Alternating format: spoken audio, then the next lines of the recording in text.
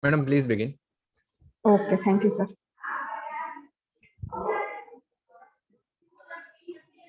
Good afternoon, everyone. Myself, Dr. Sonal Thakkar, working as an assistant professor at Ahmedabad Physiotherapy College, welcomes you all on behalf of Parul University. Now, I am going to introduce you our today's resource person, Dr. Amit Patel, sir. He is currently working as a senior lecturer and PG guide at JG College of Physiotherapy, Ahmedabad, and also imparting services as an inspector in Gujarat State Council for Physiotherapy.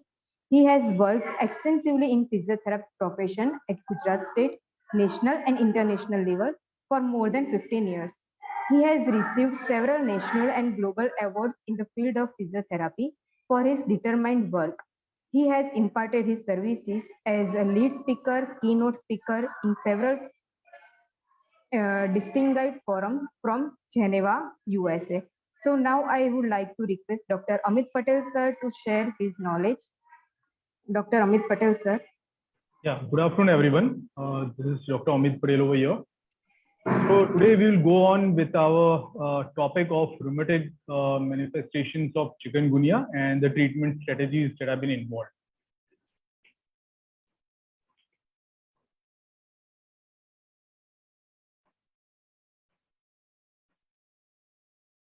So as per the term chikungunya, it has nothing to do with the chickens. And sometimes it is pronounced as chikungunya or chikungunya, but this is not a pronunciation, it is chikungunya. So this is just a tongue twister, and it is derived from the Macondate verb that is kungunyala. So the meaning in Swahili, it is to become consorted, or more specifically as that which is bending up. So in the medical terminology, it is the stoop posture that a patient attains due to the joint pain. So this is a condition which is a mosquito-borne viral disease caused by the chikungunya virus. The viral infection is spread by the vectors, that is the mosquitoes of genus Aedes, that is Aedes aegypti, and the Aedes albopictus, that is the tiger mosquito. There are various synonyms that have been involved with the chikungunya virus. It is sometimes called the chickpea fever, the buggy creek virus infection, the knuckle fever, meat-tree virus infection, stem leaky forest virus infection, etc., etc. So it is fortunate for us. This is not a pandemic-like situation or a dengue epidemic. So it is not a fatal condition like the HIV or hepatitis B, but it is a self-limiting condition which causes the viral illness. The epidemiology is usually restricted to the Asian countries, India, Bangladesh, China, Nepal, and some of the South African countries. So here, when we are talking about the epidemiological triangle, it consists first of the host, that is a human being. The next is the virus, which affects this host, and the environment, that is a vector, that is the mosquitoes which bear the virus, transmit it to the host, and the goal of the cycle has been achieved.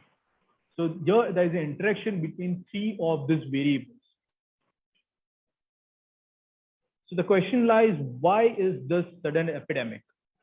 So according to the recent Indian epidemic, it has suggested that there is an increase in the severity of the disease because of the genetic sequence attainment by the virus itself, which changes its virus code protein, and potentially it allows the mosquito cells to multiplicate at more easily levels. So the vector, as I told earlier, it is the mosquito Aedes aegypti mosquito, which has a wider flight range. Because of it, it is an aggressive daytime biter. It bites at the ankles, at the elbows, whichever there is an exposed area of the body. It causes the infection to spread at a much higher levels. So once infected, it has the virus until the death, that is the 30 days of the infection is there. So it is a man-made mosquito and prefers it as the owner, that is the host is always the man, the human beings, and not the bovine.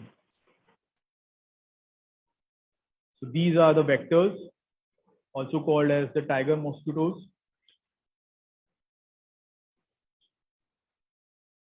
So the mosquitoes are causing the more death and the disease than any other animal on the planet. So there are various plethoras of conditions that are being caused because of the mosquito bites. It can be the Ross River virus, lymphatic filariasis. It can be the Rift Valley fever, the chikungunya itself, the Kunjun virus, the malaria, the dengue, XYZ. So it causes a vast varieties because of which the population has been involved. The main concentration is the open areas where there is an infiltration of the water. The breeding of the mosquitoes is much more at this areas. So it causes a disease trap, the open head tanks, and all the domestic water collections, which causes the full flesh breeding of these of the vectors. So the mosquito man is the radius cycle that has been achieved. So because of this vicious cycle, the mosquito bites are being done. The mosquito sucks the blood. The contaminated blood is again been transmitted to a healthy individuals, and thus this chain of the viral infection has been attained. Now, coming to the clinical features, the chickpea infection of the CF is of two of the phases. The first is an acute phase. The incubation period ranges from 1 to 12 days. The symptoms characterized of the acute onset of the fever and the polyarthralgia. The chronic changes are the early exacerbations, the inflammatory relapses, long-standing rheumatism, and thus there is a loss in the quality of the life. The fever and the polyarthralgia are the main features. So here the fever is an acute onset. There is a high-grade fever, which is there with the rigors. The joint pain or the polyarthralgia, sometimes it is serious and debilitating for the patient itself. The multiple joints are being involved, and usually it is bilateral and the symmetric in nature. Mostly it occurs at the distal extremities, that is the hands and the feet. So it is only specifically in the India and not in the African countries that the patient presents with the inguinal lymphadenopathy and red swollen ears that is characterized by the monkey-like face and are observed as a part of the clinical feature in the acute condition. So these are the specific features, the skin rashes, which also can be called as the salmon pink rash that has been presented by the patient clinically when he or she is been infected by the chickpea fever virus. Now the morbidity and the mortality. So the fatalities are very rare. So whenever they occur, they are associated with either with very young age or with the thrombocytopenia. So the hemorrhagic version of the illness can lead to the shock in some of the cases. The differential diagnosis. So fever with or without arthralgia is a very common manifestation of several other diseases. So we will talk one by one of the conditions which are in the DD. One is the leptospirosis, where there is a severe myalgia, which is specifically localized to the calf muscles with congenital congestion or subconjunctival hemorrhage, or without oliguria or the jaundice in a person with a history of contact with the contaminated water, and might suggest that this is a stem case of the leptospirosis. The dengue fever can be in some of the cases, that is, there will be a severe back pain with purpuras or active bleeding, which might suggest that this is a dengue fever, but obviously there can be a confirmatory laboratory diagnosis which can distinguish between the dengue and the chikungunya. The other one is the malaria. So there's a relapses of the fever in this condition with the alteration of the consciousness. The patient might have the seizures, and which should prompt the diagnosis for the condition. Now the next is the meningitis. So many of the patients with the meningitis, again, they have a high grade fever with neck stiffness, alterations of the consciousness. So that could prompt for a secondary diagnosis for the meningitis. And all of the cases of the meningoencephalitis during the outbreak of chickpea fever is again very common. The rheumatic fever is also very common in children, and it is presenting with the fleeting, that is the migratory type of the polyarthritis, which is predominantly affecting the large joints itself. So here the modified Jones criteria should be the basis for the diagnosis. Laboratory studies can be done. There can be a raised ASO titer and a history of recurrent sore throat are the other points that should be noted in such cases.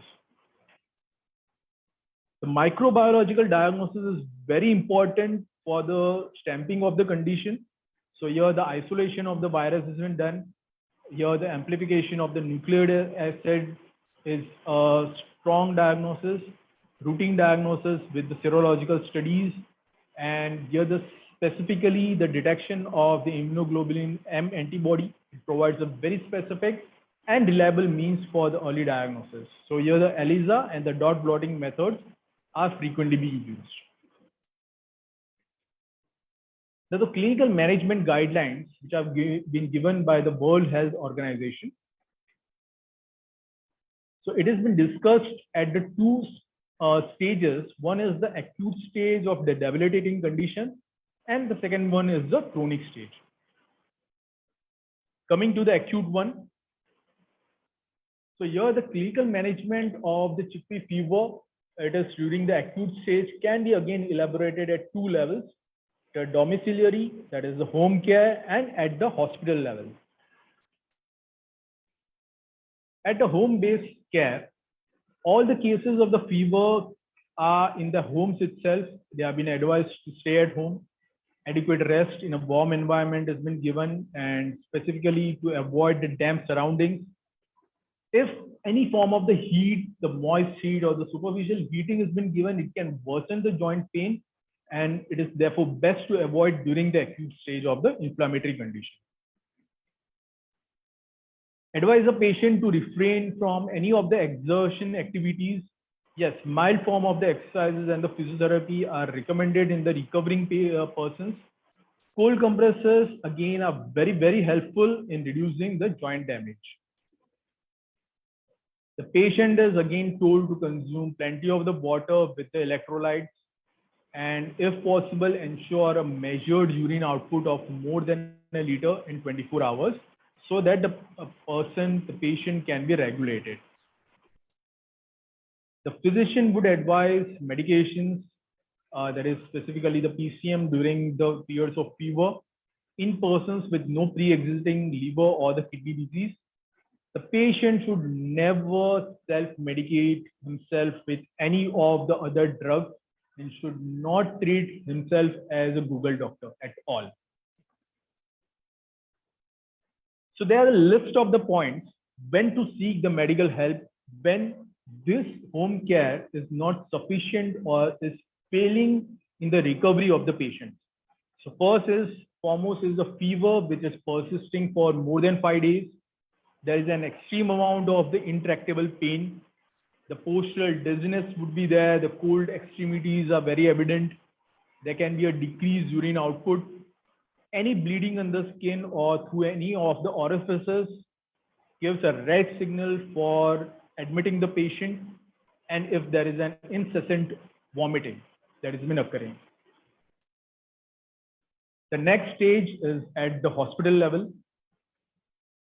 So all of the fever cases with joint or the skin manifestation should be evaluated by a physician.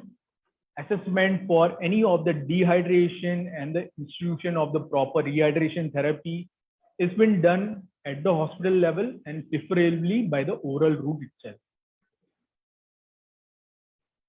The blood samples are being collected for the serological studies, specifically the immunoglobulin M, that is the ELISA, and the dot blotting methods.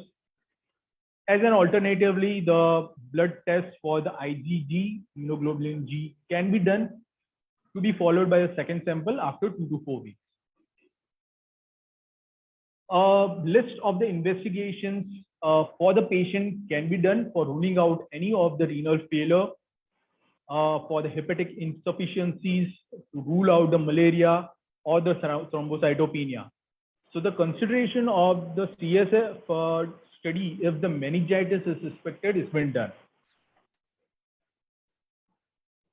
Always encourage the activities and advice regarding the complications to the patient. Some of the basic and the low level activities like walking on the level ground, active hand movements. The physiotherapist should proper train the patient for the postural attainment to avoid any contractions, which are very, very helpful. These are the suggestions should be given. Instructions about the activities mentioned should be given further for the home care itself after the patient has been received. In the chronic stage, there is a management of a variety of the conditions. First is the osteoarticular problems, which the patient is addressing. Now, there can be issues such as the arthralgia, the arthritis, the joint swelling, which has to be taken care of. Now, the osteoarticular problems seen in the chikungunya are usually they subside in 1 to 2 weeks. So in approximately 20% of the cases, they disappear after a gap of the few weeks, and in less than 10%, they tend to persist for a longer period of time for some of the months. So medical management of the chikungunya has been followed as consulted and directed by the physician. The dosage of the NSAIDs has been regulated according to the symptoms of the patient. Now, disability due to the chikungunya fever and the arthritis can be assessed and monitored using any of the standard orthopedic skills. Timely physiotherapy will help the patients with contractures and deformities. The non-weight bearing exercises may be suggested to the patient. The next is the neurological problems. So the patient might have issues such as worsening or the precipitation of the carpal tunnel syndrome. Occasionally, there can be the cases of the ascending polyneuritis, or the patient can also have the polyneuropathy and the other conditions. So the various neurological sequelae can occur with persistent chikungunya fever. So approximately 40% of the patients suffering from the chikungunya will complain of various of the neurological symptoms, but hardly only 10% will persist the manifestations later on. In these cases, the physician might prescribe the patient with the anti-neuralgic drugs, and it should only be given as per the doses recommended by the physician, which is disturbing the neuropathies. There can be a list of the dermatological problems faced by the patient also. So the skin manifestations of chikungunya fever, they subside after the acute phase, obviously, and is over very rare in the required long-term care. However, in some of the sensitive cases, the psoriatic lesions or the pink rashes, salmon pink rash, and the atopic lesions may require specific management by a qualified skin specialist.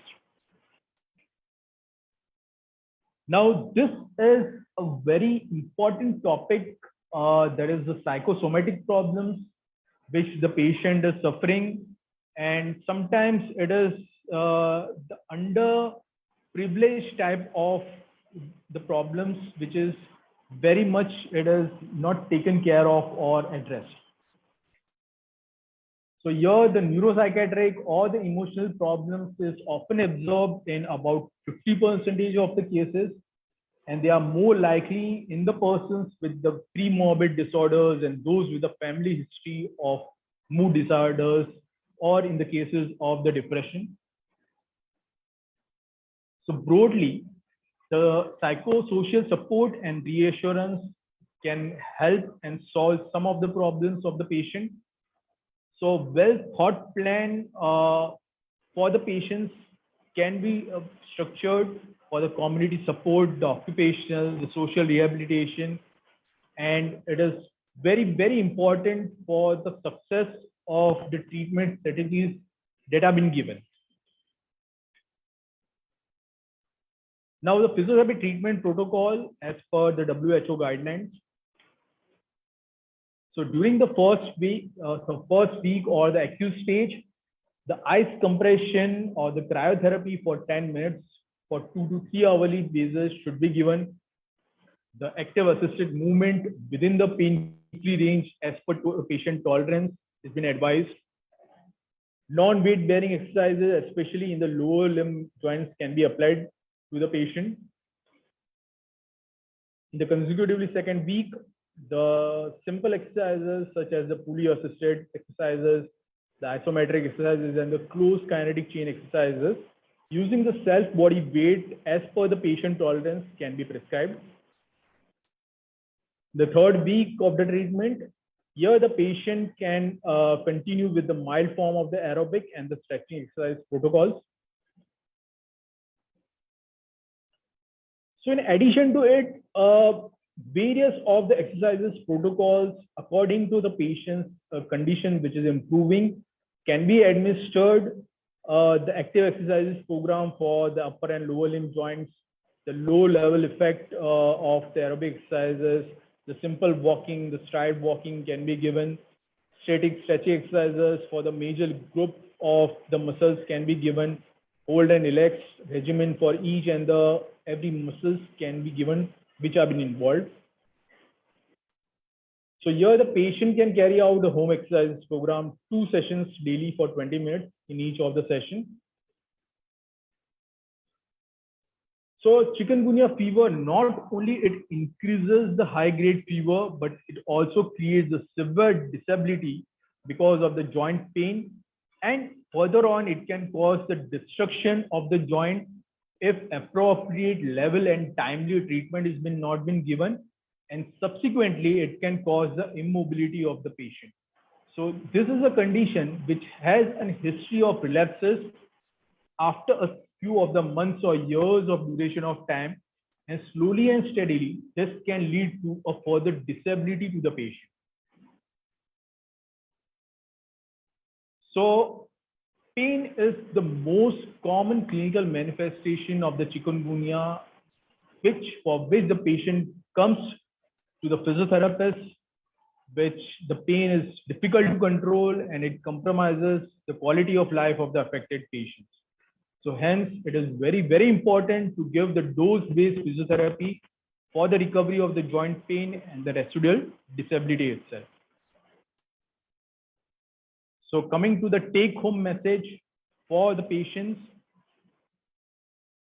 it's our role to identify the site of the painful area. Always diagnose the condition by identifying the mechanical cause of the painful tissue. And further on, you should always rule out the differential diagnosis. Always integrate the exercises with education of ADL and correction of the sustained positions. Here, the diagnosis specific treatment should always be given, which results in cessations of the patient's symptoms and improved ability to perform the functional activities. So here, it is very important to progress with a tailor-based treatment protocol, which is to be designed for the individual patient. No two patients will come with the same patient, same of the difficulties, same of the osteoarticular problems to you. So it should always, the treatment should be collaborated, planned, protocols should be given to the patient according to the complaints of the patient, and thus you can achieve your total success towards the treatment strategies. Thank you, everyone. This was about the chikungunya virus and the treatment strategy. Over, sir. Yes, yes. Okay. Thank you so much, sir, for sharing your knowledge about chikungunya. It will help us a lot in diagnose and treat the patient of chikungunya. Thank you so much, sir. Thank you, ma'am. And last but not least, I would like to extend my gratitude to the authorities of the Parul University, the deans and principals of APC and Wagodia, and to provide me with this platform, and all the wonderful audiences for participating and listening to the presentation. Thank you all. Thank you, sir.